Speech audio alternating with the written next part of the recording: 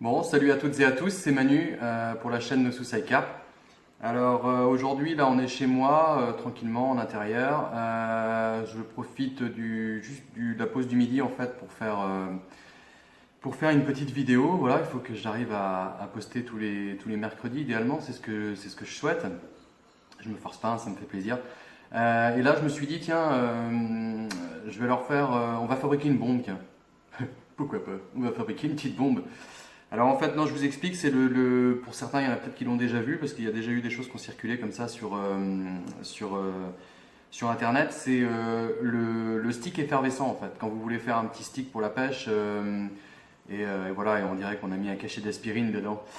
Donc allez, je vous montre ça. Hop, on oriente. Voilà.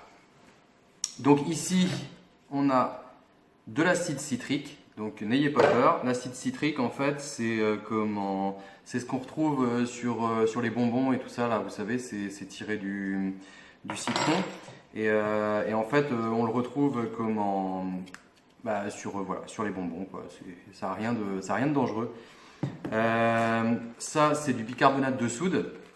Donc le bicarbonate de soude, c'est réputé pour faire le ménage, mais c'est aussi réputé pour, je crois, améliorer la digestion. Enfin, je me demande si même pour les dents, c'est pas bon. Enfin bref, normalement, c'est quelque chose qui n'est pas dangereux non plus. Voilà. Donc, on va faire ça, c'est-à-dire, je prends quelques bouillettes que je mets dans l'accre-chat. Hop, c'est parti.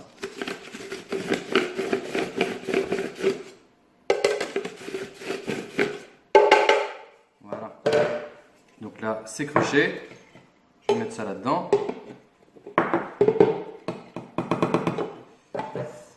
Voilà. Bon, j'avais fait une petite pause là. C'est parce que j'avais oublié d'aller chercher ma chaussette et un deuxième petit récipient pour faire le mélange acide citrique bicarbonate de soude. Donc là, on va pas en faire beaucoup, hein. On va juste mettre voilà, une demi-cuillère à café de bicarbonate de soude. Même chose en acide citrique. Voilà.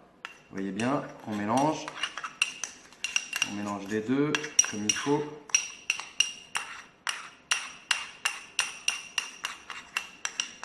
Voilà. Donc là, on prend la chaussette, on met un petit peu de bouillette dans le fond. Ensuite, on va prendre le petit mélange. Voilà, on en met une petite couche au milieu, comme ça va bien exploser. Après, vous pouvez mélanger, si vous voulez que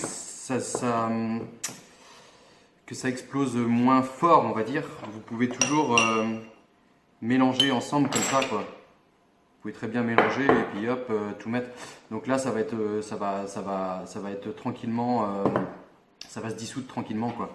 Là, moi, pour la vidéo, j'ai mis, vous voyez bien en blanc, ici, on voit bien la partie bicarbonate de soude, acide citrique, qui normalement, au contact de l'eau, va venir exploser et venir diffuser après dans les couches d'eau. Si vous pêchez, bah, de toute façon, peu importe où vous pêchez, mais mince, j'ai oublié un ciseau. Bon, comment je fais? Tac. Voilà, voilà, hop. Maintenant, on va faire le test. Alors, je vous décroche. Hop, hop, hop, qu'on regarde ça bien quand même. Voilà. Attention. C'est parti. Et voilà. Un beau stick effervescent. Explosion! Ah. Vous voyez? Et là, ben, autant vous dire que la couche d'eau, voilà quoi. Donc après, suite à ça, vous pouvez très bien vous pouvez très bien imaginer en fait venir mettre dans votre mélange, évitez l'eau parce que forcément ça peut commencer à faire réagir le produit, quoi. Mais par contre, si vous mettez des huiles, je pense que ça peut passer. Moi, je ne l'ai pas encore énormément testé, ce que je l'ai fait, hein, j'ai vu des fois faire des gros sticks et voir en pleine eau que ça bullait. Enfin voilà, après, il faut le faire assez souvent, assez régulièrement pour vraiment voir l'impact sur le poisson. Mais bon, de toute évidence, voilà, ça explose, quoi. Après, si vous mettez de la fluoricine, vous allez faire un peu ce qu'il y a dans le Go, là justement. Vous allez faire un gros traceur visuel. Ensuite, par exemple, vous pouvez mettre de l'huile et puis des alcools, par exemple, ne serait-ce que rien que du whisky ou du pastis, ce que vous voulez. C'est de l'alcool éthylique et l'alcool éthylique, de mémoire, que je dise pas d'erreur, je crois que ça monte directement en surface. Il me semble, je ne sais plus. Enfin, vous pouvez regarder ça sur internet. Mais l'alcool éthylique, en fait, ça vous permet en fait de faire un peu un appât 3D, c'est-à-dire que l'huile va avoir tendance à remonter doucement en gouttelettes, tout ça. L'alcool éthylique va remonter, je crois, direct en surface.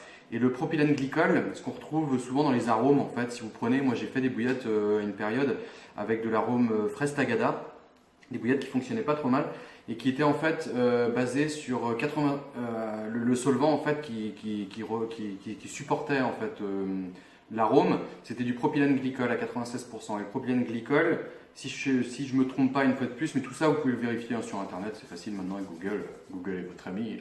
Mais le propylène glycol, il me semble qu'il reste sur le fond.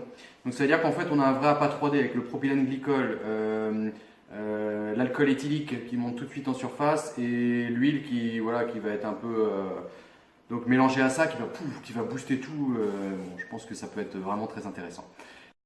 Une autre petite astuce concernant le PVA, que ce soit sac ou chaussettes solubles.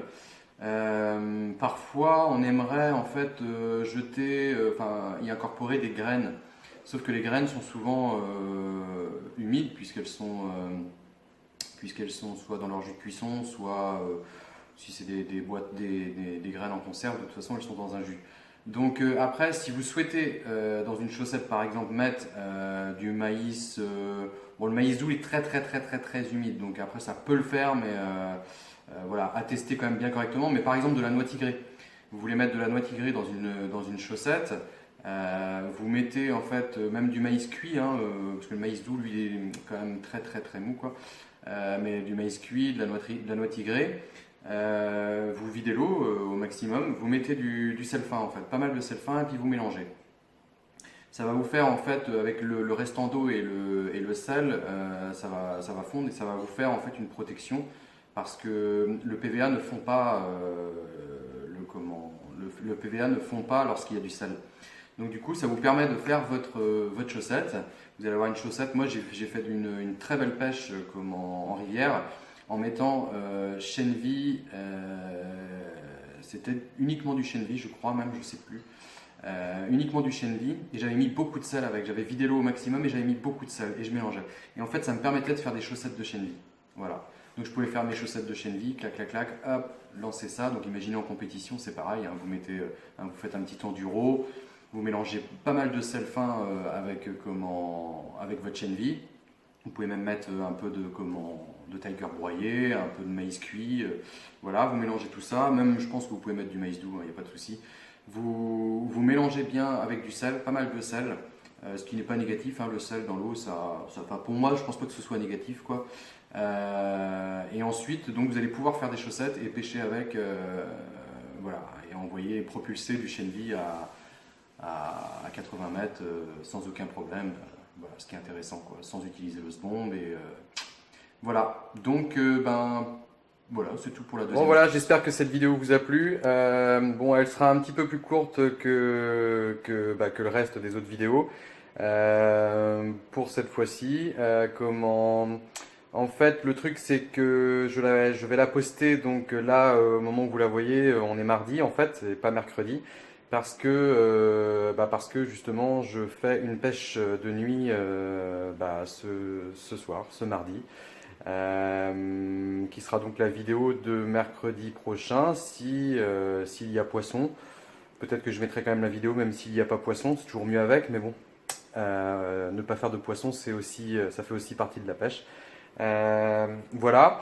Donc ce sera une pêche sur un plan d'eau du Morbihan, un plan d'eau public ouvert à tous en secteur de nuit.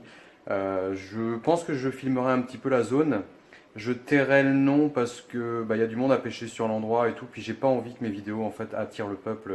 Si avec moi, oui, je partagerai bien tout, mais le problème c'est que bah, on sait tous hein, ce que c'est. Hein. Il y en a toujours un ou deux pour foutre le bazar dans tout ça, quoi. Donc voilà. J'espère que cette vidéo vous a plu et j'espère que vous allez avoir envie de fabriquer une bombe. Et puis je vous dis à mercredi prochain pour du poisson, j'espère. Ciao!